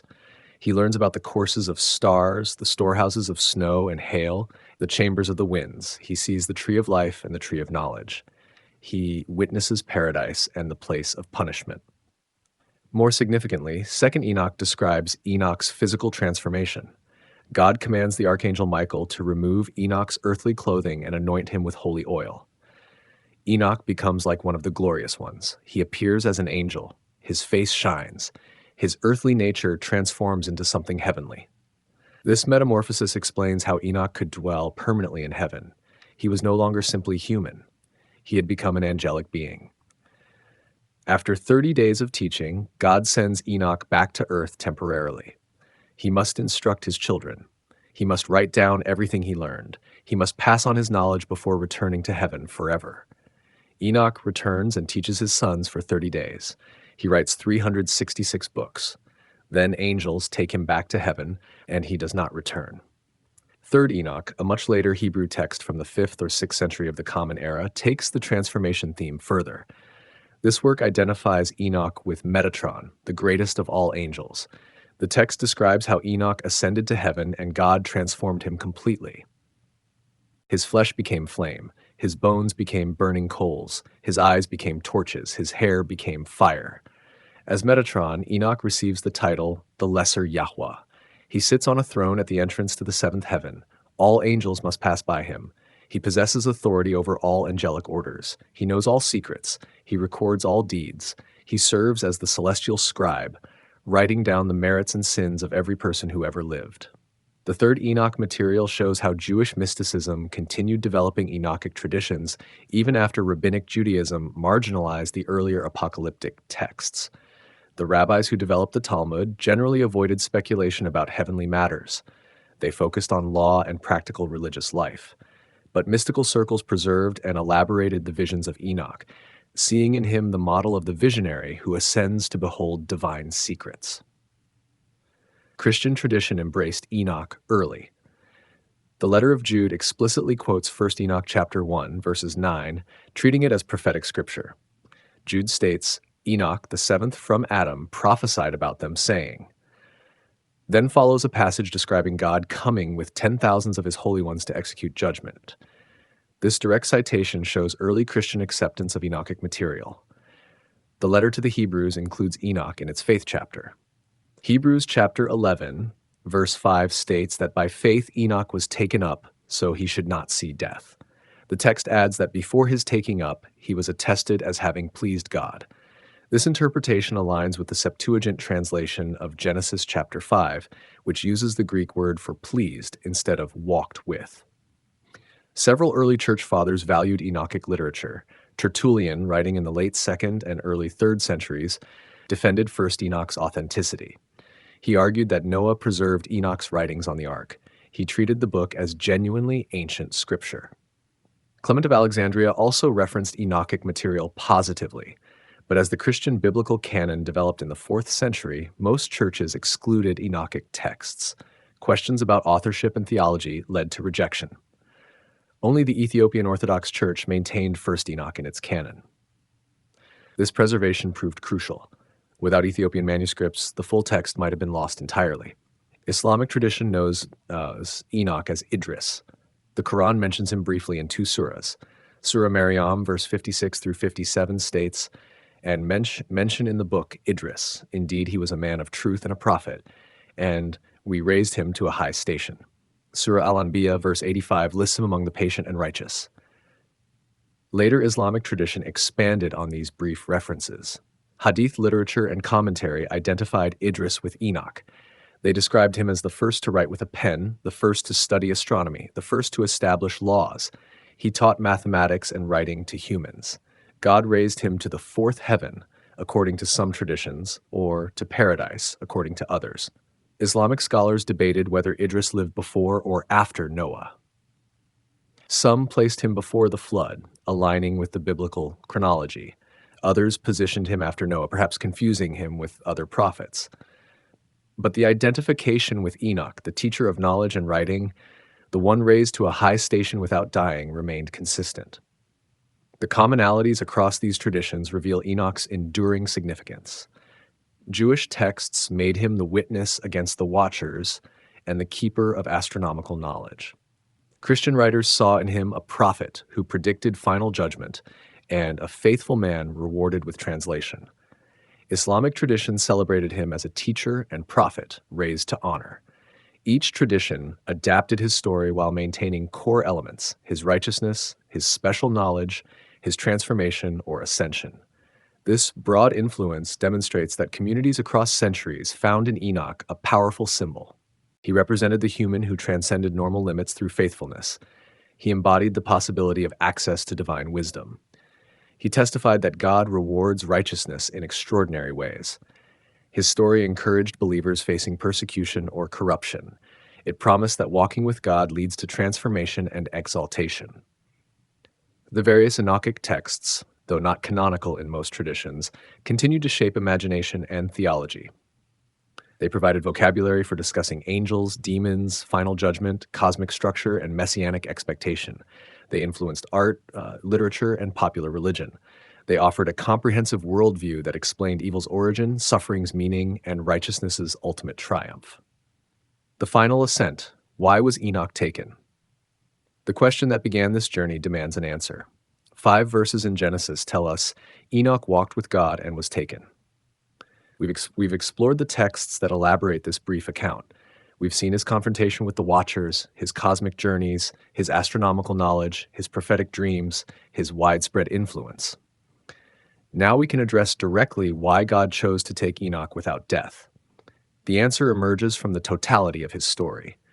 Enoch was taken because he perfectly fulfilled multiple crucial roles in the divine plan. He was the witness heaven required against the Watchers. He was the scribe who recorded truths that needed preservation. He was the righteous man whose life demonstrated what walking with God truly meant. He was the prophet who saw from Eden to the final judgment. Each of these roles contributed to his unique destiny. First, consider his role as witness. The Watchers had corrupted the earth. Their sin threatened to destroy humanity entirely. The cosmic order they violated needed a human voice to testify against them. Angels could execute judgment, but a human had to pronounce it. Enoch stood in that gap. He confronted the fallen angels. He delivered their doom. He wrote their petition and carried back its rejection. He documented their crimes and their punishment. This witness function required exceptional character. Enoch could not be compromised by the corruption around him. He had to maintain absolute righteousness while living among wickedness. He achieved this. The text never attributes any sin to Enoch. He stands apart from the violence, the forbidden knowledge, the moral collapse. His integrity made him qualified to judge those who had no integrity. But witness required more than character. It required knowledge. Enoch had to understand what the Watchers had done wrong. He had to comprehend the cosmic order they violated. This necessitated his education in heavenly secrets. The archangels took him through the universe. They showed him the storehouses, the gates, the chambers, the foundations. They revealed how creation functioned. This knowledge let him testify with authority about what the Watchers had corrupted. Second, examine his role as scribe. Heaven needed the truth recorded. The Watchers taught lies, corrupted astronomy, false magic, violent technologies. These lies spread like disease through human communities. The antidote required preserved truth. Enoch wrote the true calendar. He documented the proper movements of celestial bodies. He recorded the structure of the cosmos. He described the places of judgment and blessing. His books became a library of divine wisdom. Though most of this library is lost, what survived shaped communities for centuries. The calendar he revealed guided the Qumran community. The judgment he described encouraged persecuted believers. The Son of Man he witnessed influenced messianic expectation. His writings served purposes far beyond his lifetime. The scribe role explains why Enoch was taken rather than allowed to die. Dead men don't write. God needed Enoch alive and functioning to complete his documentation. His translation removed him from the corrupted earth while keeping him able to fulfill his scribal mission. According to some traditions, he continued writing in paradise or the Garden of Eden. His removal from normal mortality facilitated his ongoing work as heaven's recorder. Third, reflect on his role as model. Enoch demonstrated what it meant to walk with God. This wasn't casual association. This was 300 years of consistent faithfulness. Day after day, year after year, decade after decade, century after century, he maintained his relationship with the divine. He never wavered. He never compromised. He never turned aside to the wickedness surrounding him. His life became a standard. The letter to the Hebrews points to him as an example of faith. His reward, translation without death, demonstrated divine approval. God honored such faithfulness publicly and permanently. Anyone who walked with God as Enoch did could hope for similar reward. Not necessarily translation, but certainly vindication and eternal life. The timing of his translation matters here. He was taken before the flood. This meant he did not have to witness the complete destruction of his world. God spared him that grief, but it also meant his righteous example was removed before judgment fell. The earth was left with Noah, another righteous man, to preserve humanity through the waters. Enoch's removal marked the point where judgment became inevitable. Fourth, ponder his prophetic role. Enoch saw the entire sweep of history. His dream visions revealed everything from creation to final restoration. He witnessed the pattern of rebellion, judgment, preservation, and restoration repeating across generations. He understood that what happened in his time with the Watchers prefigured what would happen repeatedly until the final age. This comprehensive vision made him more than a witness to one event. He became a prophet for all time. His visions applied to his contemporaries facing the flood. They applied to communities under Seleucid persecution.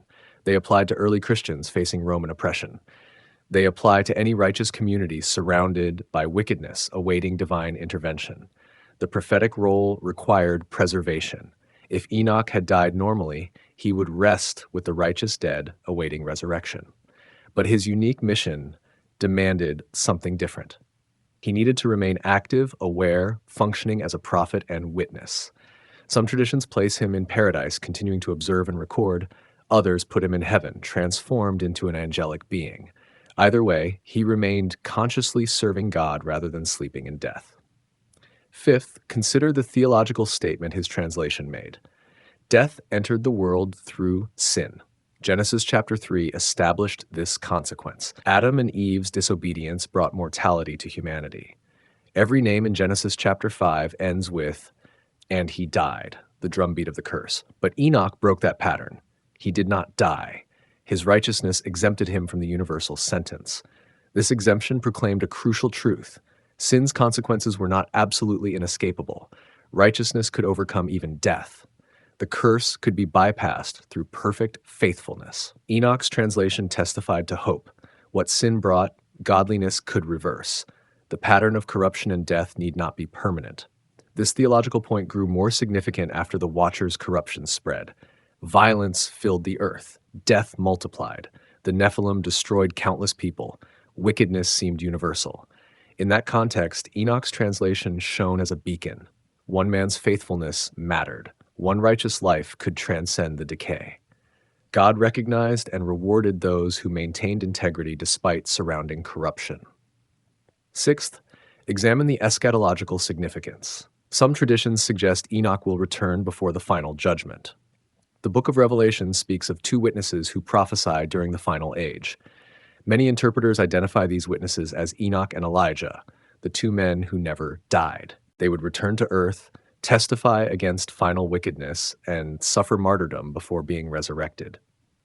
Whether this interpretation is correct or not, Enoch's preserved status makes him available for future service. He stands ready to fulfill whatever role God requires. His knowledge of history from beginning to nearly the end qualifies him uniquely for end times prophecy. He witnessed the first great judgment by water. He could witness the final judgment by fire. His testimony would carry unmatched authority. He literally saw everything that led to the final crisis. The question, why was Enoch taken, thus receives a multi-layered answer. He was taken because he was needed as a witness against the Watchers. He was taken because his work as a scribe required continued life. He was taken because his example needed to stand as permanent testimony to righteousness. He was taken because his prophetic vision served all generations. He was taken because his translation demonstrated that death could be overcome. He was taken because he might have future service to render. But beneath all these specific reasons lies a simpler truth. Enoch was taken because God loved him. The text says he walked with God. This describes intimate relationship, not merely ethical behavior. God and Enoch spent 300 years in close fellowship. They knew each other deeply. When time came for Enoch to leave Earth, God chose to spare him death's sting. The taking was an act of divine affection toward one who had been utterly faithful. The Genesis account captures this perfectly in its brevity. It doesn't explain elaborate theological reasons. It simply states that Enoch walked with God and God took him. The walking led to the taking. The relationship resulted in reward. 300 years of faithfulness earned a departure that bypassed the grave. The man who lived for God died to death itself. This truth makes Enoch's story perpetually relevant. Every generation faces corruption. Every age sees righteousness tested. Every era includes people who walk with God while the world walks away from divine will. Enoch stands as proof that such faithfulness matters. He demonstrates that God sees, God remembers, and God rewards. He promises that death, though it touches most humans, need not be the final word. The 7 verses that introduce Enoch in Genesis spawned a literature. That literature preserved traditions about fallen angels, cosmic journeys, true astronomy, prophetic history, and messianic hope. But at its core, the entire tradition returns to one simple truth. There was a man who walked with God so faithfully that God refused to let death claim him. That man was Enoch, the seventh from Adam, the eternal witness, the heavenly scribe, the one who proved that righteousness can transcend even mortality itself.